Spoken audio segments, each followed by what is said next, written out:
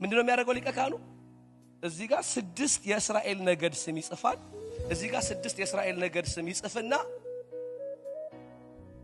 የበጉን ደም ይዞ ሲገባ እግዚአብሔር እንደዚህ አለ፣ አንተ ስትገባ አንተን ሳይሆን ማየት የምፈልገው ህዝቡን በፍርድ ባንተ ላይ ማየት እፈልጋለሁ አለ።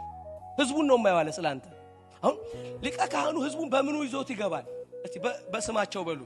ሌዊ፣ ስምዖን ምናምን ይደረድራቸውና አሁን ሊቀ ካህኑ ወደ ቅድስተ ቅዱሳን ሲገባ እግዚአብሔር አንድ ሰው አይደለም የሚያየው። ይላችሁ ሀገር ነው የሚያየው። እስራኤልን ሁሉ ነው የሚመለከተው። በምንድነው ደግሞ የሚመለከተው? በፍርድ ነው የሚያየው። በፍርድ ነው የሚመለከተው አለ። ልክ በፍርድ ሲመለከተው ሊቀ ካህኑ ስለ ህዝቡ ይዞት የገባው እንስሳ ንጹህ ሆኖ ከሆነ እና እንደ ሥርዓቱ ከሆነ እግዚአብሔር ምን ያደርጋል መሰላችሁ?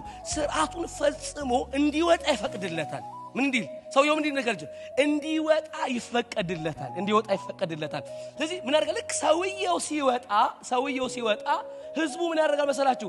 እግዚአብሔር ተቀበለን ይላል። አሜን ነው ወይ? ሰውየው ገብቶ ሲወጣ ውጪ ያለ እስራኤላዊ ምን ያደርጋል መሰላችሁ? በእልልታ ሰውየውን ይቀበላል። ሃሌሉያ ይላል። ምን እግዚአብሔር ተቀብሎናል ይላል። ግን ሰውየው አልገባም። የገባው በሊቀ ካህኑ ነው። ሊቅ እዚህ ጋር ያለው ሰውዬ ሊቀ ካህን ገብቶልኛል ነው የሚለው። አሜን ነው ወይ? እንደዚህ ያለ በሰማያት ያለፈ ትልቅ ሊቀ ካህን የእግዚአብሔር ልጅ የሆነ ስላላችሁ ሃሌሉያ። ሰማይ የተቀበለው አሜን ነው ወይ? ጨብጠው ያንተን ሊቀ ካህን ሰማይ ተቀብሎታል ብሎ ሃሌሉያ። ያንተን ሊቀ ካህን ሰማይ እግዚአብሔር አክሴፕት ያደረገው ሊቀ ካህን ስላላችሁ በእምነታችሁ ጽኑ ይላል።